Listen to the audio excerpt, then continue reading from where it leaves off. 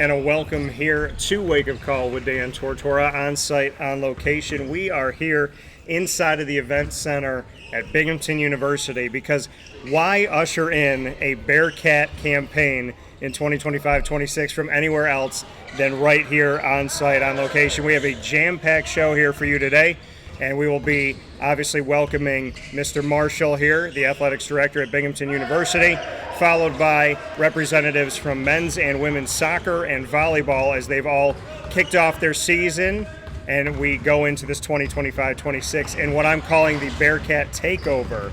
Happy to be with you in the Great Lakes Honda City Studios. Gene, how are you? Good. Thanks for coming down. Appreciate it.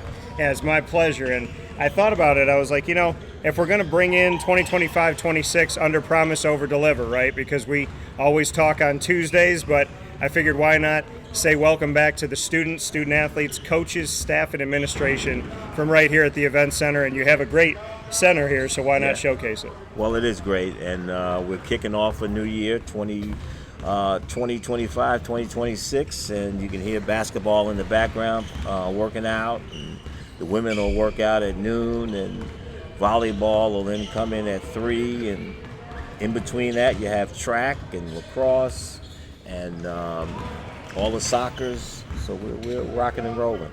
And like you and I were talking about off the air, it's not even sometimes welcoming the students back because, like you said, some of them are always here. They never left.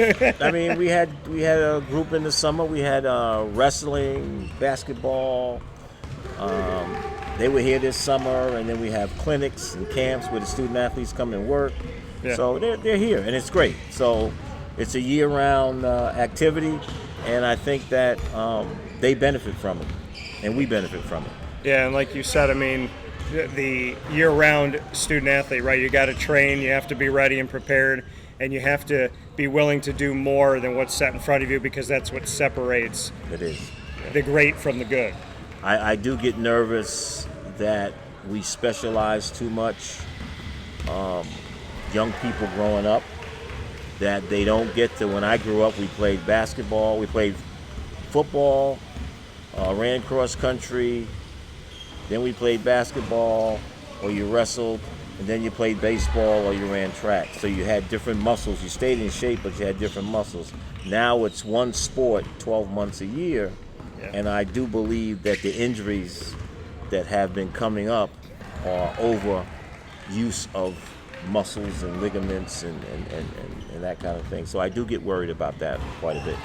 How do you respond to that concern when, like you said, instead of playing different sports and using different muscles, when you're just kind of working the same thing over and over and over again, and you have that concern, which is totally understandable, how do you, with your strength and conditioning crew here, try to monitor as well as adjust to today's student athlete and what's expected? Well, one of the things we did this spring is that I got with every head coach, our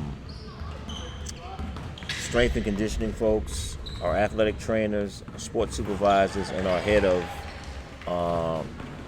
really sports medicine. And we sat down and got the coaches to come up with a plan of attack, what they wanted to accomplish during the 25-26 season. Yeah.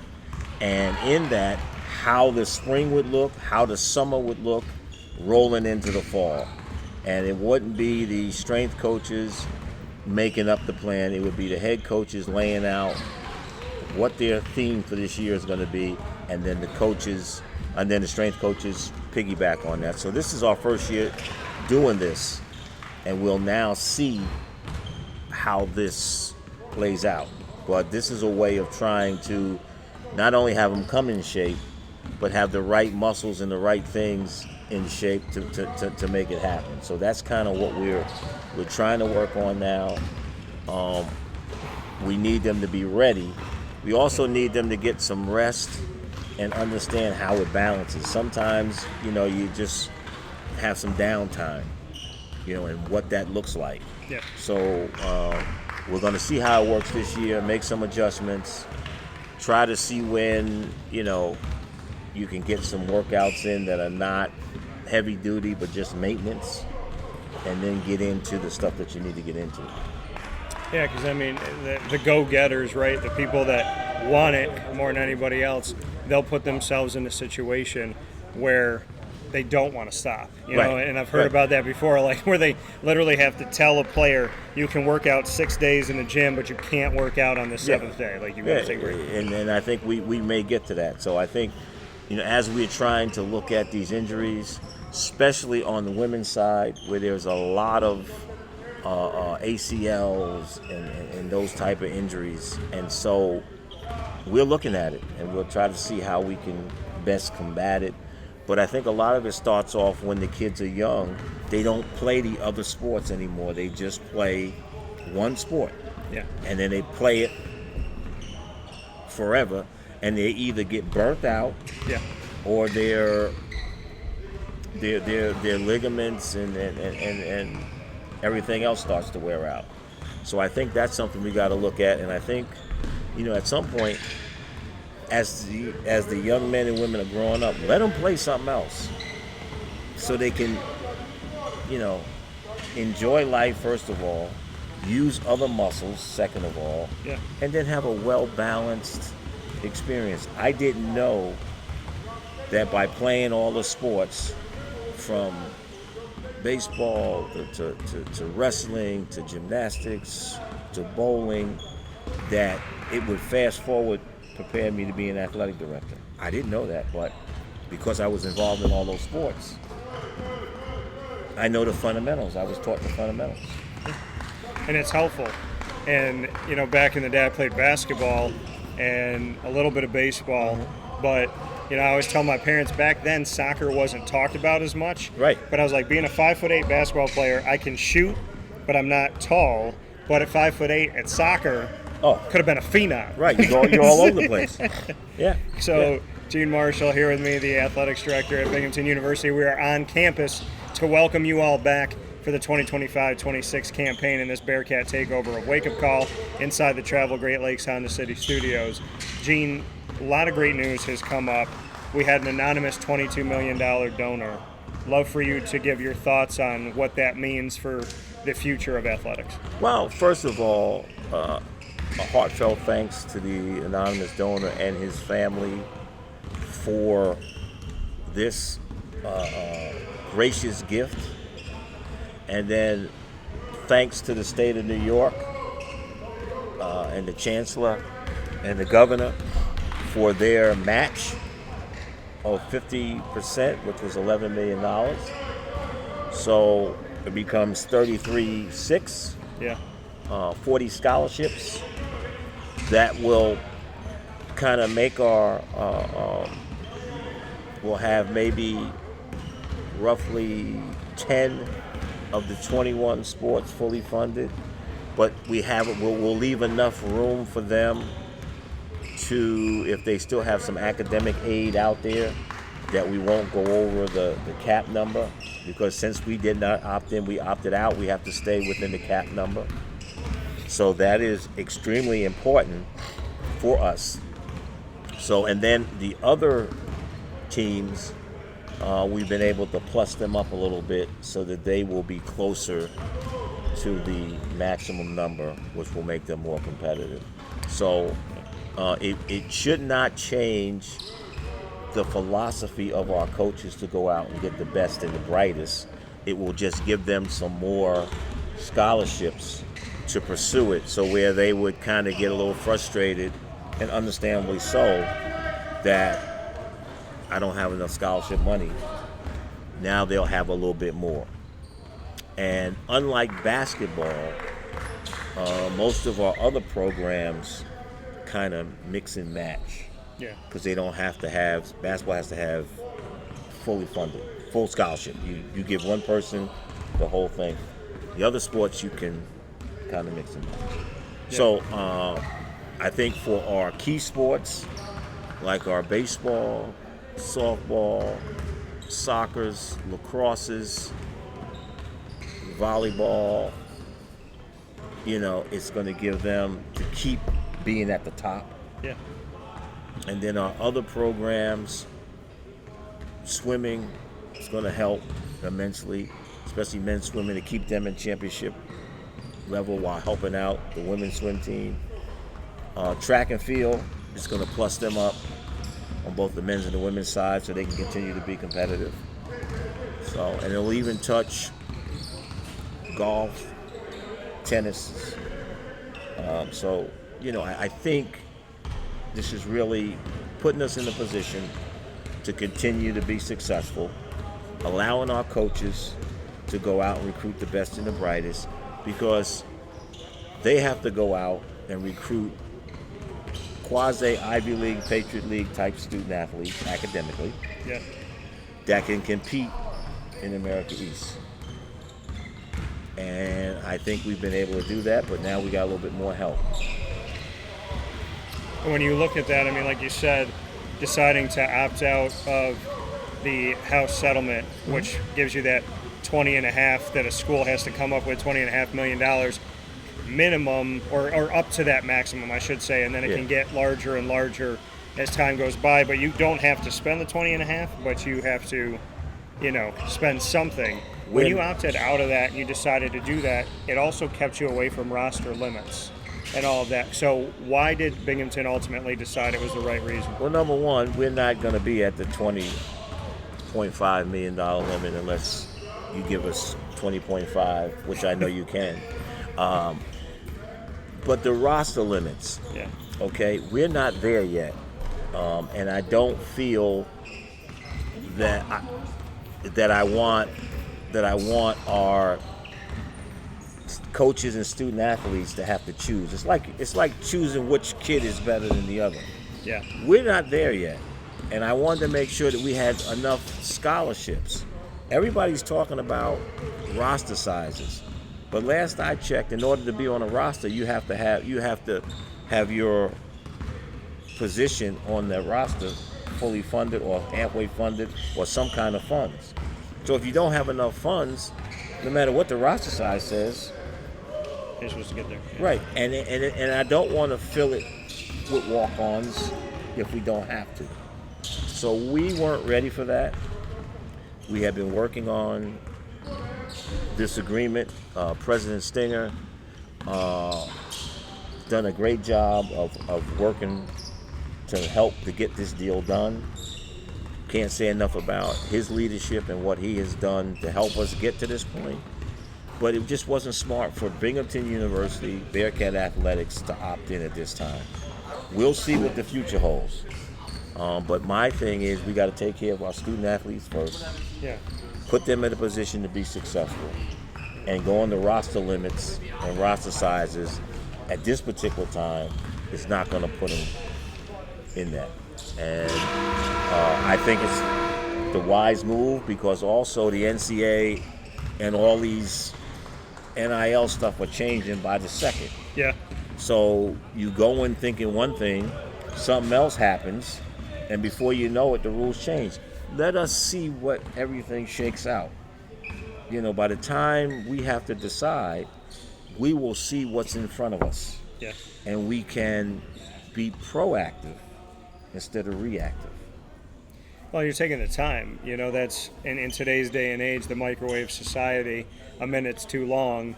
And the reality for Binghamton is that, and I take this approach as well, is let me see what this new thing that has no parameters, it's trying to get parameters, it's trying to get the wild horses around inside of a fence, but right now there is no fence built. Let's build the fence. Let's see if the fence is sturdy.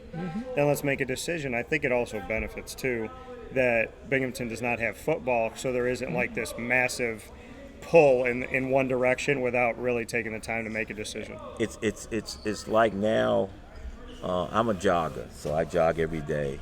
And now that I'm a little bit older, I jog slower. But I'm going to get there. Yeah. So we're going to jog slow and get there instead of run and go nowhere. So what we're trying to do right now is set the conditions for the student athletes to be successful. In the last 3 to 5 years, we have had over $110 to $20 million of facility renovations and new facilities. Okay? Yeah. Now we add this scholarship opportunity. We also announced this week, as part of the renovation and stuff, we $5.6 million renovation of the outdoor track. Yeah. Okay? So that is going to make our track team able to have home meets, which they could not have for many years. Yeah. So that's going to provide opportunities. It's also going to provide the community with some high schools and track meets that they can have there. We also, there's a running course on the preserve around here. We had that redone for our cross country and distance people. Next year, after 2026 May, after graduation, the event center is going to be renovated. $10 million project, which is going to give us new bleachers, new basketball court, new indoor track, and new synthetic surface. So hopefully that'll be done by December of 2026. So we need to do these things for our student athletes first. Then we can look at, what opt in, opt out. We want to make sure that the scholarship allotment is okay. Yeah. So now we're taking care of student athletes instead of doing all the other stuff, and then something's got to give. Yeah, and I think everything that I talk about this event center all the time, so to be doing a $10 million renovation when I already think that it's great, I respect you a lot for that. You brought up the $5.6 million renovation and everything you're doing with track, which I love, and that's been on my mind as well. And you also mentioned everything that President Stenger has been to Binghamton University. We have the announcement of the future president as well. Mm-hmm. So just what you can say of the president and the president obviously that's coming in, because that's another transition, and you want to appreciate all the work that Harvey's done, as well as welcome in our new face of this Binghamton University. Well, before that, I want to thank Ty Muse from Visions for this project of the outdoor track. Yeah. It wouldn't have happened without his vision and his support, not only from the academic side with the Vision Center, the Academic Support Center, but also the track and how that's going to help us in the community. So shout out to him. President Stenger is an AD's president, and I don't say that because he just does everything that the AD says. No.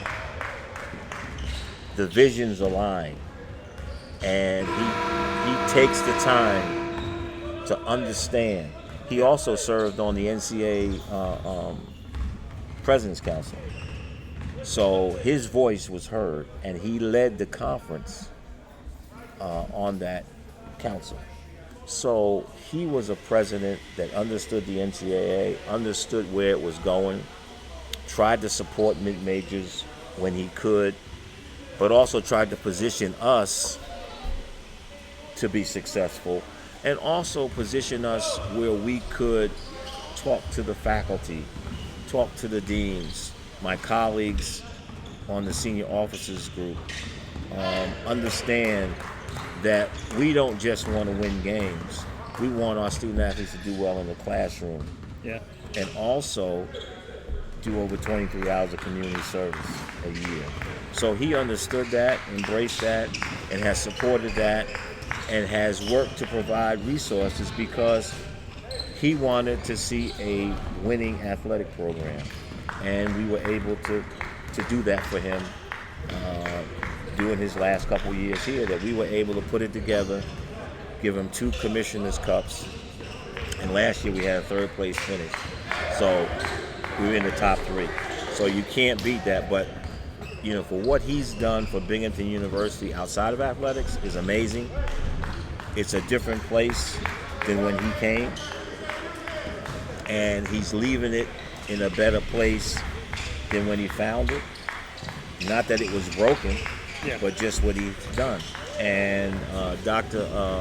D'Oliva is going to be a big plus to us. Be able to kind of pick up where President Stinger left off, but she's going to have her own twist.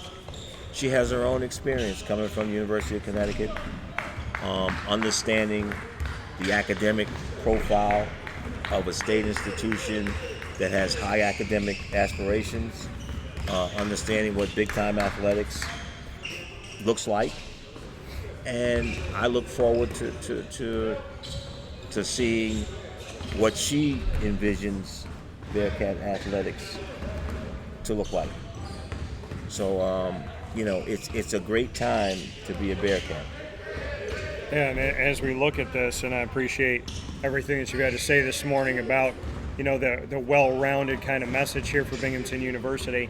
I tell people this all the time, growing up in Syracuse, an hour away, Binghamton to me, and I have been all over the country. I've seen different facilities. I've seen D1, D2, D3.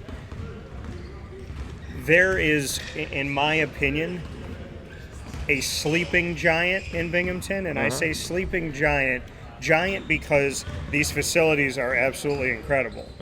And you look at, if it was just baseball and softball, if it was just what you're doing with the event center, if it was just what you're doing with track, but you're doing all of these things. But when I say sleeping giant, what I'm saying by this is there is this giant that's growing that maybe people don't know about, but it's waking up. It's won a bunch of championships in this past spring. It's having all this momentum, and as this giant kind of stretches out, waking up in the morning, I just want people to fully understand that this is a big giant with a big wingspan, and they're definitely stretching out, and you're reaching a lot of people. You have a lot of generosity that's coming in. You have a lot of care, and you have a quality of student athlete that you don't always see anymore when it comes to what the focus is on when it comes to being a student athlete in a college or university. So to me, what Binghamton is and what Binghamton is becoming, it's something beautiful, and somehow, some way, the light is shining a little bit brighter. Well, I think part of that is, and you're 100% right, is the fact that there's still old school values that you need to have. Hiring CEOs to be ADs. I've been a CEO for 30-something years as an AD. That's never changed. But the difference is I have touch with student athletes. Okay? The more you hire folks that are not from this environment, the disconnect you have between the athlete and the coach and the administration. Yes, we have to raise money. I have to raise money. Yes, I have to talk to legislators and faculty and donors. I have to do all that. But the one thing is, I haven't lost common touch with the student athlete. And I think that with this NIL, with all this stuff, we are segregating ourselves from the main mission, which is to mentor our student athletes to go on to do greater things when they graduate. We're now spending our time raising money to take care of the here and now. We're not spending money to take care of their future. Binghamton is doing that with all the things that we try to do on the academic side, the athletic side, and the community side. So I still meet with these student athletes 3 times a semester in 3 different groups. The SAC group, the student athlete leadership group, and the student athletes of color. So I get a chance to hear what they have and some of their concerns, and they get a chance to hear what my concerns are and what I foresee. And if there are some things that I can help them with, we're in touch. I think with all this going out and hiring CEOs and all this and focusing on raising all this money to help a small segment of the population, we're forgetting a whole large segment of the population who, if you look at records, the non-revenue sports give the most money as alumni than the revenue sports. So we are now taking our focus off of them Yeah. and only focusing on this small group. That's a problem long term. Yeah. But again, we're in this microwave society. We're only dealing with stuff that happens today. We're not looking at the future anymore. And one thing I can say about Binghamton University is they look at the past to make us better in the present and the future. And we always keep our eye on the future. You know, you and I have had a lot of conversations, and the first conversation we ever had to speak to Binghamton University is when I came down here and said, you know, Gene, I've wanted to work with Binghamton for many years. And we spent about 20 minutes, maybe 15 minutes, talking about the actual plan. We spent an hour talking about who you are as a person, who I am, and if we align. Mm-hmm. It's always about the people. Mm-hmm. And people forget in a transactional society that relationships are the ones that sustain a bright and positive future. Yep. What can you say to being a relationship person? Because that's what I saw from you from the beginning was, hey, give me a chance, let's sit down and let's talk. And you and I talked about who you are as a man, who I am as a man, as opposed to all the stuff that people talk about in the transactional world. Well, I think a great example is, you know, in Facebook, X, and even LinkedIn with my former players 40 years ago, 30 years ago, their kids have birthdays and I'm able to say happy birthday. Yeah. Or their kids have a athletic success or an academic success and I'm able to say congratulations. Or they're able to say congratulations to my kids or an accomplishment that we've had at Binghamton or my other stops. That's what this is about. I take great pride in my former student athletes that I've either coached or supervised in their success. When they get a new job and it comes across my feed, I want to congratulate them. I take great pride in that. That's what this is all about. Yes, I want to win championships more than anybody. I'm very competitive. I want to make sure that the student athletes have everything that they deserve and that they need to be successful. But I also take great pride in what they do outside of here and what their success is like. That's what this is about. But we're losing sight of that because we're cutting off our nose to spite our face, chasing the dollar. That's what we're doing. And, you know, at this stage in my career, I can say these things because, you know, I'm happy. So I'm not looking to do anything else. So if people are unhappy with what I say, that's okay. But I think what I take great pride in is the success. Former coaches that have worked under me or that I've mentored that do success. That's what this is about. It's about other people. It's not about me. It's about the other people.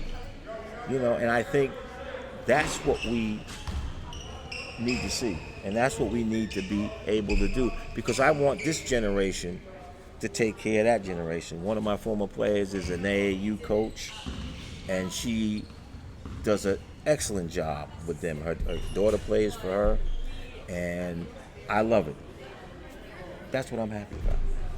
Yeah. You know, that's what gives me joy. Another one of my players' one son's in college playing baseball, another one's getting ready to go to college.